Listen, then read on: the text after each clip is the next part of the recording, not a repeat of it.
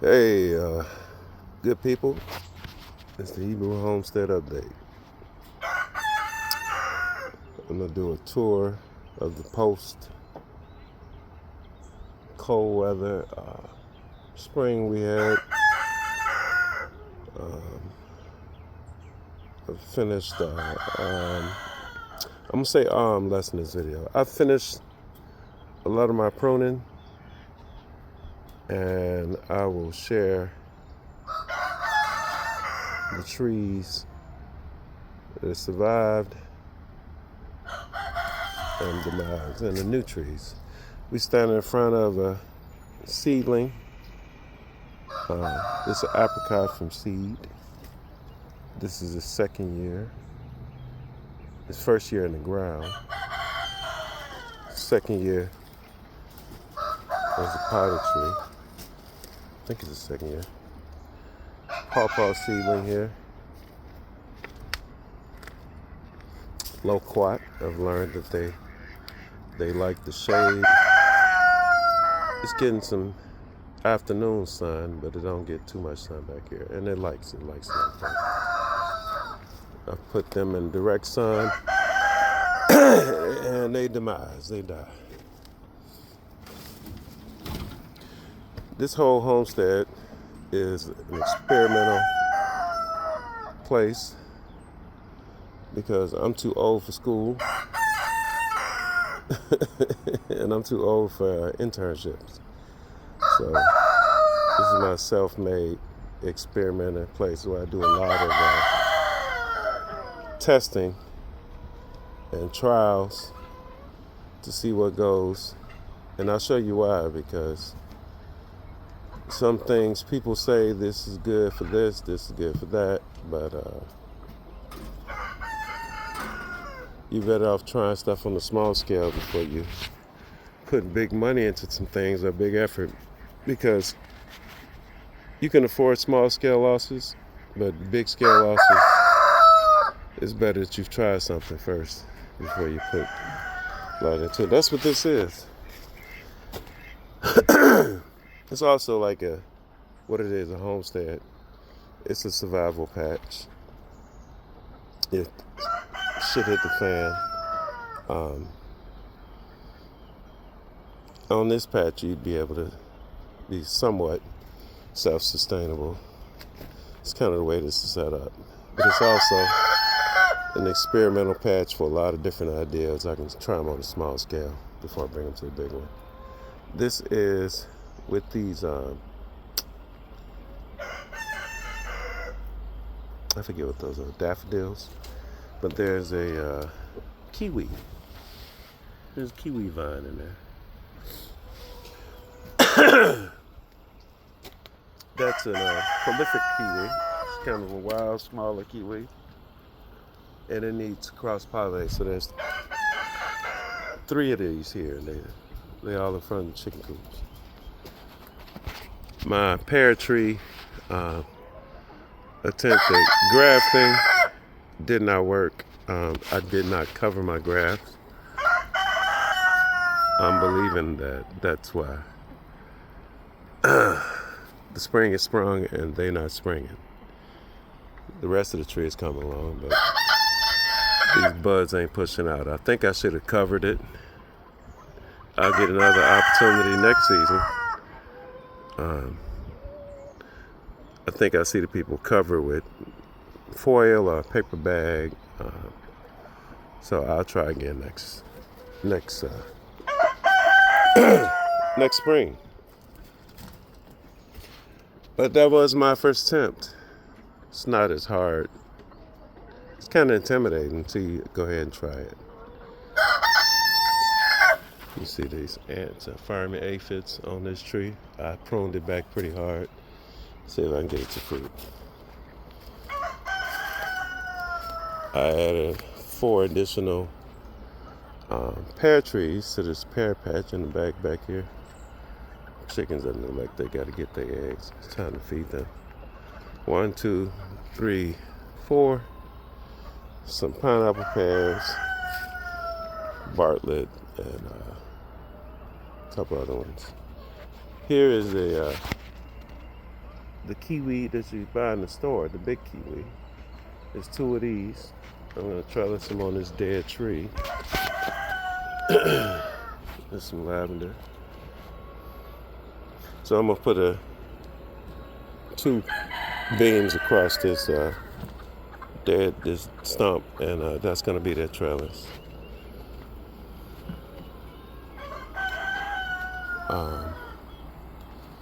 The fig tree, got it to be a tree instead of a bush. This building will get built. The pomegranate tree that normally gives off about 1 pomegranate. So there's a baby down there. There's an $8 pomegranate. It's surviving. It got dug up by a squirrel, put it back in, but it's surviving. More pawpaw sprouts. Last time I put 10 of these in, out of 10 of them, 2 of them made it. So I put 10 more in. Oh, look at that, the Arapaho blackberry. Oh, and it's coming out the ground too. I thought it wasn't doing anything, but I was wrong. Look at that. That's a Arapaho. This one is too. Okay. So these blackberries actually are popping. Another loquat. This is somewhat shady area. This one's doing all right. We'll see if it makes it. So I found my fruit tree for the shaded areas, these loquats. So back here we got 1, 2, 3, 4, 5, 6, 7, 8, 9 pairs. There's another up there. There's 10 pairs back here. And no fruit. I've seen some flowers, I think, on that Japanese pear. Oh, there's 11. There's 1 more there.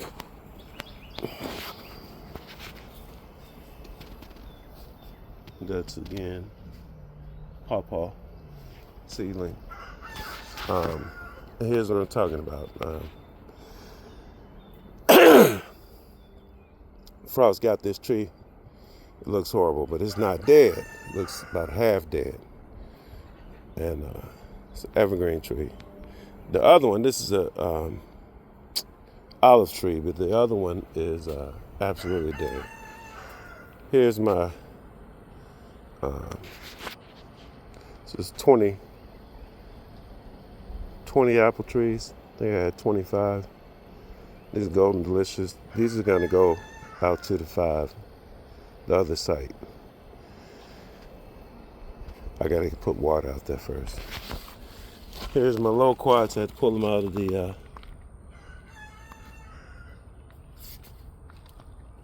greenhouse. Getting too warm in there, so they're gonna sit back here in the shade. Probably repot them. Those are from seeds from the ones I brought to have fruit. Here's the amazing, robust lemon tree, and it's got fruit.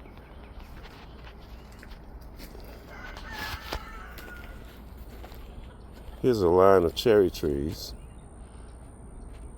1, 2, 3. I do have some order to some of the things I do. That's a line of cherry trees. I'm gonna show you this. Here's a seedling, the pawpaw that survived from last year. It's waking up, and it likes it back here in the shade. It's starting to maybe look like a tree. So we'll see how I do.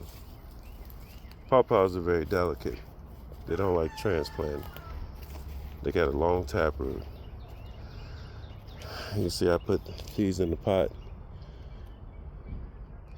This one did nothing. This one woke up. My jelly palms, I almost believe that something is eating them, because When I uncovered the other one, it's gone. That's a jelly palm. I'll keep trying. That's a palm tree that grows in zone 8 and it produces a small apricot-like fruit. It's a jelly. It's like a sweet jelly. Some like an apricot mix of peach kind of fruit it grows. So I'm not gonna give up on those. I'm gonna have some of those one way or another. Apple trees are waking up. I don't think they're doing the best, but I don't think this soil is the best here either in the front. But I've been giving them chips. These are the wood chips from the pruning. The white chips is from the pruning and the chipper. The pruning I've done here. The brown stuff is from the store.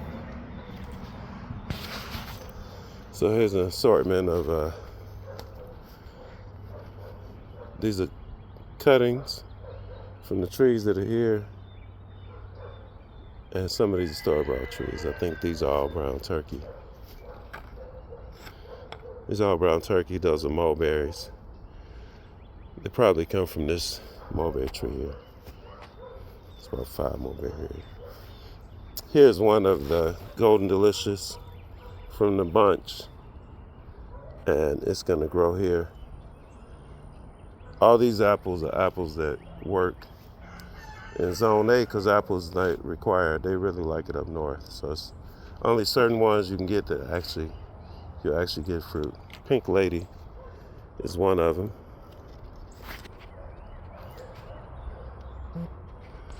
Yep.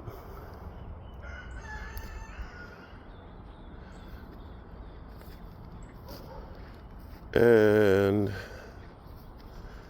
the blueberries, they like this pine straw stuff. So, case in point is when I put the pine straw down for this blueberry, she sent out 4 more shoots. And she ain't never do that before. And she's gotten, I don't know, she's like 10 feet tall now. She used to be 6 feet. I don't know what's eating the leaves, but I put some diatomaceous earth now. Hopefully we'll catch whatever's chewing on the leaves here. That's not good, but the plant looks fine. I think. I'm gonna spray it too. These grapes, I think, are putting on fruit. I was told grapes don't do well here, but you got to get the kind that do okay here. But this is second year, and I think there's gonna be a bunch of grapes right there. I'm not sure. This is my first time with grapes. Muscadines I know, but the grapes. The muscadine is the southern grape. These are Concord, seedless. I got a list of grapes that do okay in zone 8. I got this tree from the Pink Lady from the store. Had a bunch of flowers on it, so I figured this tree has got to be old enough to fruit. And that's what it's doing, because fruiting is an age thing. Along with, I think it had a lot of fertilizer in there.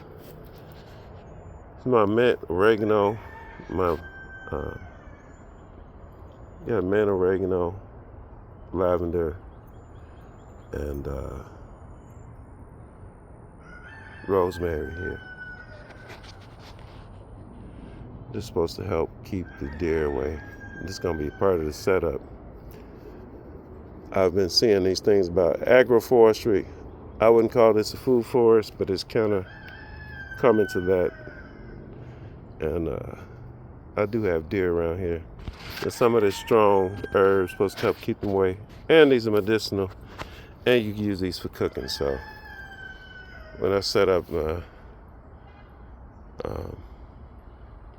orchard, I'm going to have lanes of herbs. This is just a trial. Ideally, you'll have a whole row of them next to the row of trees. So here's the pomegranates waking up. Hopefully that'll help that pomegranate in the back cross-pollinate so she can give me more than 1 or 2 pomegranates during the year. But nothing from these apples yet. So I think one of them had an apple on it last year. I might not be pruning them right. I gotta learn how to prune apples because I've been watching videos and found out that I might be cutting some of my fruiting branches off. So once again, this is all learning process. You can't learn everything from watching one picture YouTube once, and some stuff you learn from doing. It's a dead olive tree, and maybe it's gonna come back from the ground. So maybe it's not dead, but that's all the way at the bottom. The frost got it. So we'll see. I hope this is not a grafted tree because that's beneath the graft. Yeah, but this is oh, wait a minute. Look at that. Look at the Lord. There's hope. Look at that bud. So it's not dead. But it's hard to tell where. Oh, yeah, she's waking up. The frost got her. This is not a deciduous. This tree is an evergreen tree. It still don't drop its leaves. So if it's dropped its leaves, it's because the frost got it. So now that it's waking up, I ain't gonna say I'm scared to cut it. I don't know how far to cut it. I don't know if this is like a citrus tree where you can see when you cut it if it's still green. I did the scratch test on this and it was green, so I really don't know how much of it is dead. So we'll see. It looks like it's waking up. I just discovered that. Here's another peach tree. I think it's heartbreaking because you watch these trees. They die slow. So just as exciting as it is to see a tree full of fruit, it's very rewarding and so exciting, and it's the best, the most amazing thing ever. But you know, I've killed a lot of trees, and you got to watch them die after you put in a lot of work. It's a learning process. Sometimes I think I should have went to school, but I got bills to pay. This is a little orange tree. It's put on. This is like a bitter orange. The oranges taste like I don't know. It kind of tastes like grapefruit. They're little golf ball size oranges. I would say they're delicious, but you know, it's not an orange. It's kind of a bitter orange. This was a nice grape tree. I just got this. I said tree. Catawba grape. That's what this is. And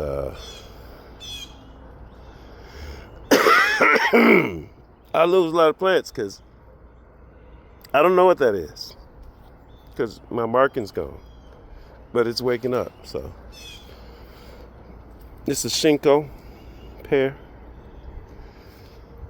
and it flowered, but we'll see if it fruits because I'm not, really sure. That don't look good up there. So they need cross-pollinators, these pears. They got to be fruiting. They got to be flowering at the same time.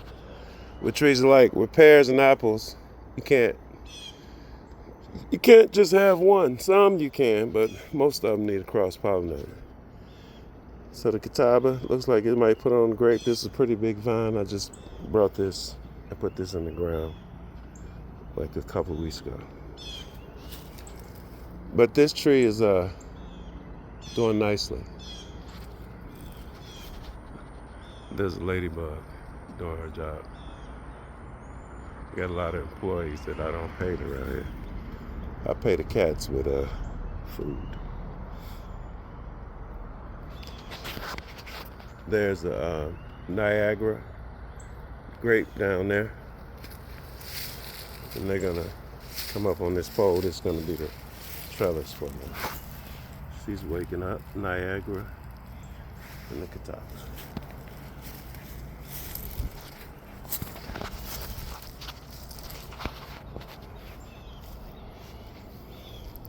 So I haven't lost all of my gardening space, but I've reduced it to do the tree trials. Because trees, once they get established, a tree will take you through that. It'll get you through a hard time. This is Sam Houston peach, and I think it's gonna fruit this year. I think I saw here's a couple of little peaches right there. Little baby peach. There's another one. There's another one. Yeah, this is fruiting modestly. There's another one. There's one. But these little bugs, I don't know what kind of bugs these are, but they like these peaches. I think they're eating them or something, putting some of them on them.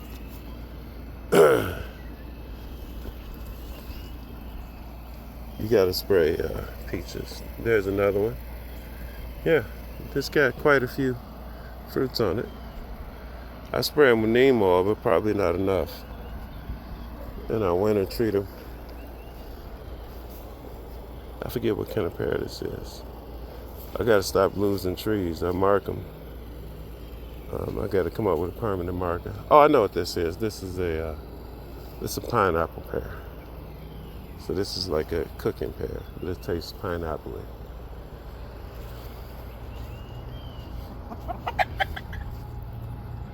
That's a Bartlett. So it's got the ants. I gotta treat them. They got these aphids all over. You gotta put the ant pad down there.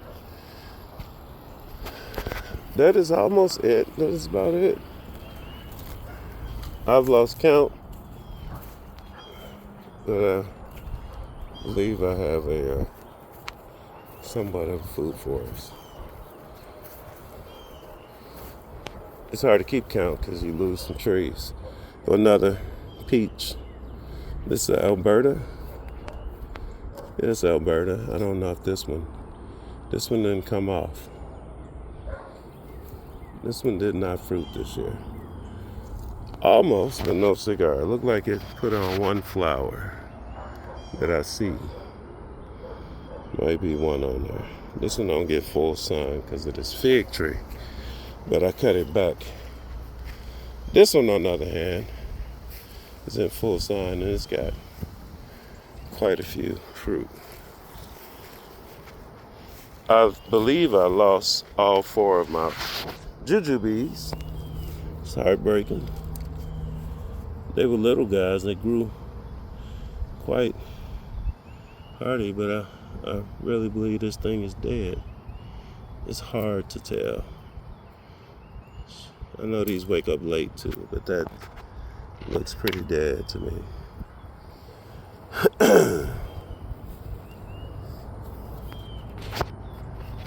And give them another.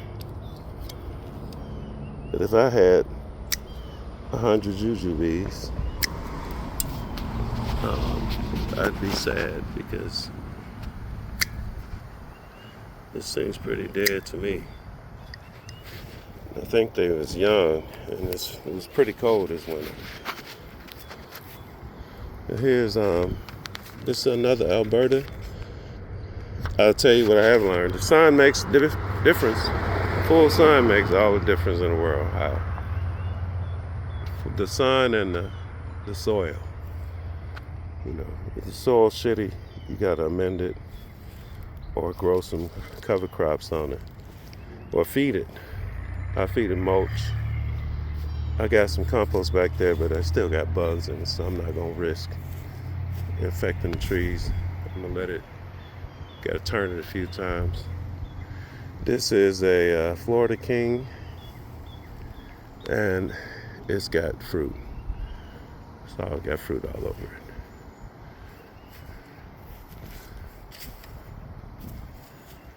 Here's a new addition. I think this is another Sam Houston. It's just something I brought, so I put it here. It was cheap. Yes, Sam Houston. It was a bare root. It was just, it was there, so I brought it. I really had no place for it, but it's here. That's a Florida King. That's a Sam Houston in the back.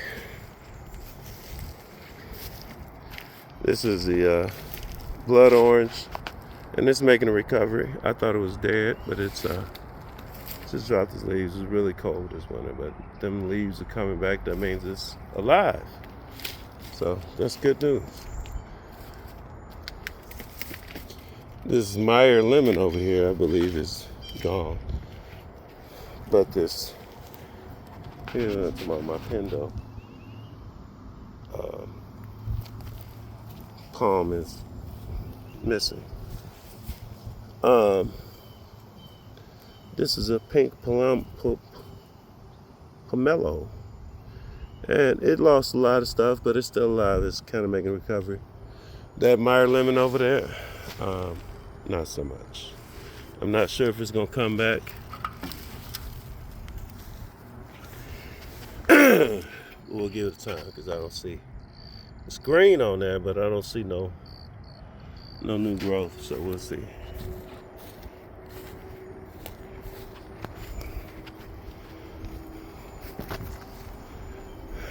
Yeah, I need to spray, see what's eating the blueberry leaves.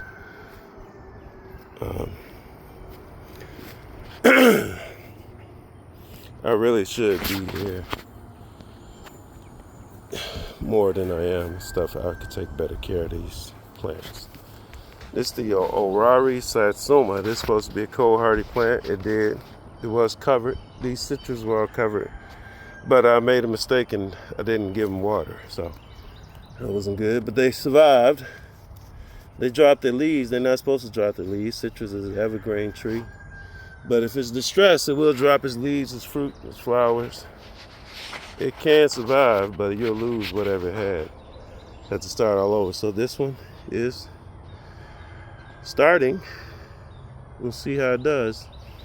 Once they get to a certain size, I heard you don't have to cover them down to like 20 degrees, 15 degrees. These are two Orari satsumas. This one did better than that one. And that's a Browns.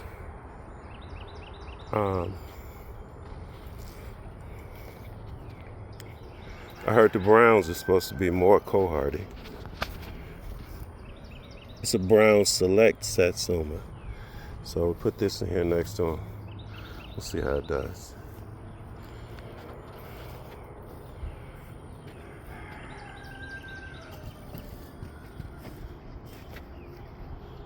Apple trees waking up. This tree is loaded. I'm gonna have to thin this puppy. That's sawdust. I was over here chipping. But this is a Red Haven peach tree. And it's nice full size. I pruned it. But you want to thin these out. You don't want to have but one fruit every 4 to 6 inches. If you don't thin these out, they'll get so big. For one, they won't get as big as they can get, and then for two, they'll get so big like they'll break the branches. You won't have anything. So you got to thin these out. So I'm gonna come in here with a bucket and probably take off at least half of these fruit, maybe even 60 to 70% of them. But you got to take at least half of them. So some of these, like some of these, that one would have stayed, but you'll have these double fruit. You can leave them like that, but you can't have this one, that double one there, and that one back there. That's too much. So you know, and they'll just break this branch. You can have maybe one of these on this branch. That's the way it goes. It's a lot of fruit. It overdoes it. Look at that. This is going to take the branch out early. So within a week or so, I need to prune this. Not prune. Thin. I need to thin this out. Something you got to do. The plum tree with the frost, it had flowers, but the frost got it. I think it dropped all its flowers, so we got no plums. There's all the stuff in the greenhouse. I'd have been over that many times. Got 8 seedling apricots in there.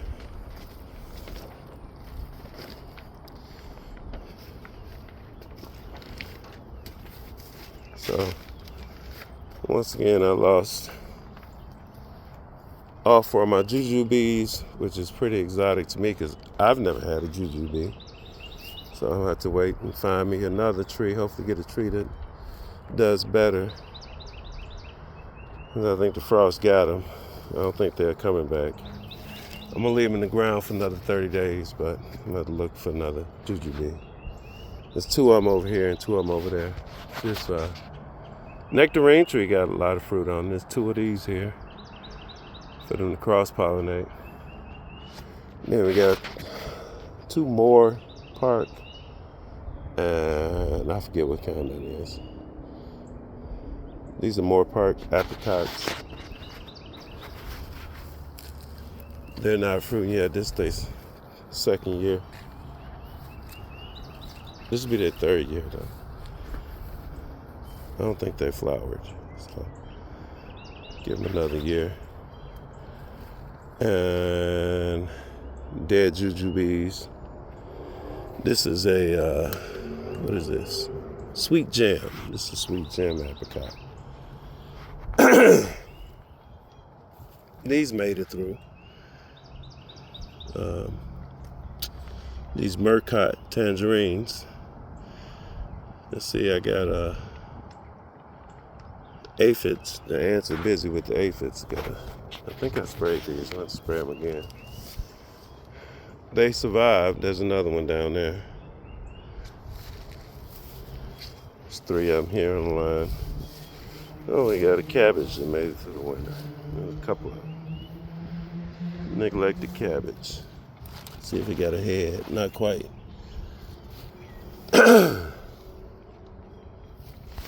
Murcott tangerine. That's what's left of it. I'll take it. It's alive. Another Murcott tangerine. See this? See all this dead wood? I've cut it. A lot of dead wood. Cut that.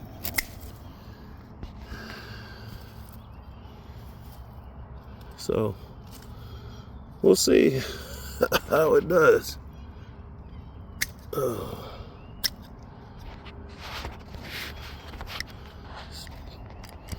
These I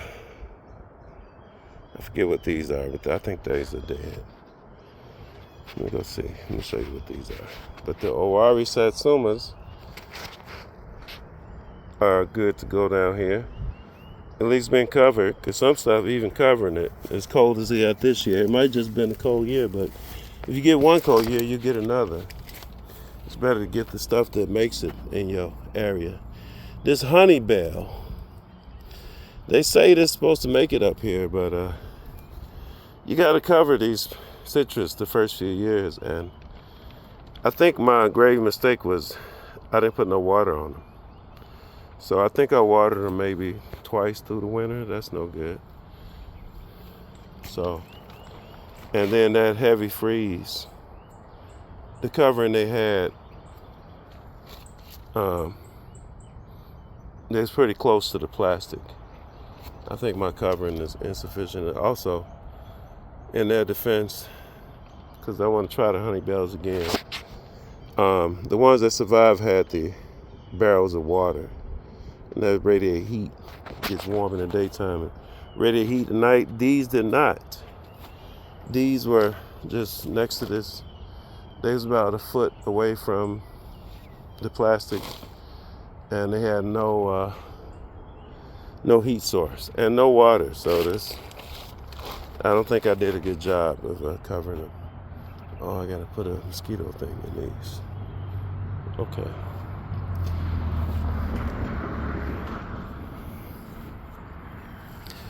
And then we added 4 blueberries back here.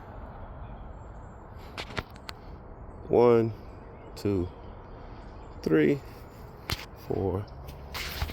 And these are seedling apricots. These are seeds from the store. These are all the same as the ones in the back. This will be their 3rd year.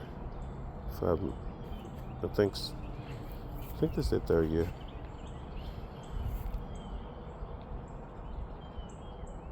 Yeah, I can't remember, but they're at least 2 years old. This will be their 1st year in the ground. Them years, you count the years in the ground for the fruiting. Oh, here we go. You have the year on here. 2025. This day. This is their 2nd year. So these are some spring of 2025. See, my documentation is getting better.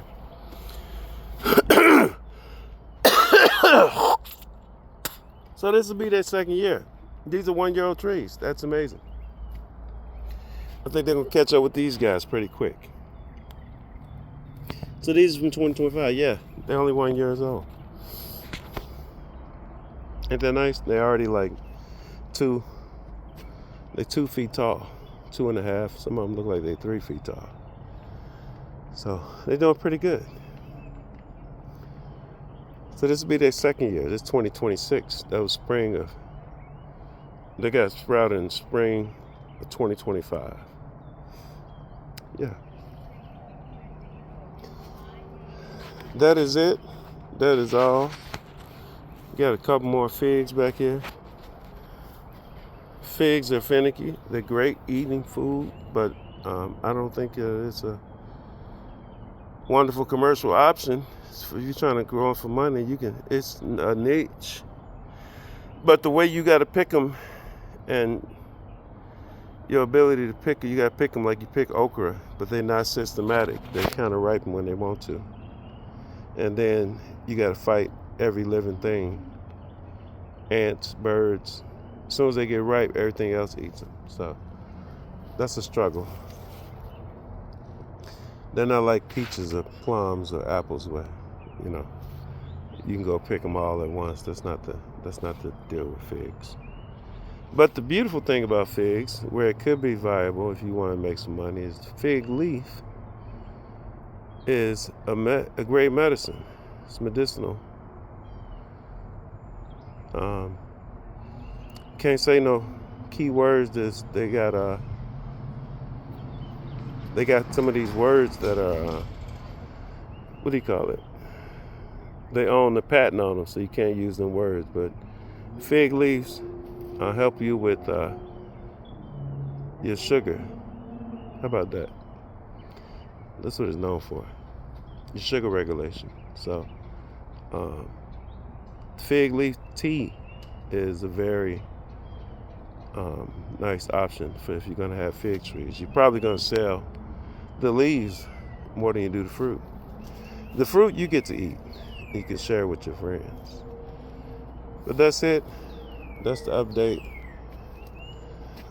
I'm the Hebrew. This is the homestead. This survival patch is officially in swing. And I don't have to show you the chickens. You already know about the chickens. And there's your food forest, or whatever you want to call it. I call it my apple tree patch.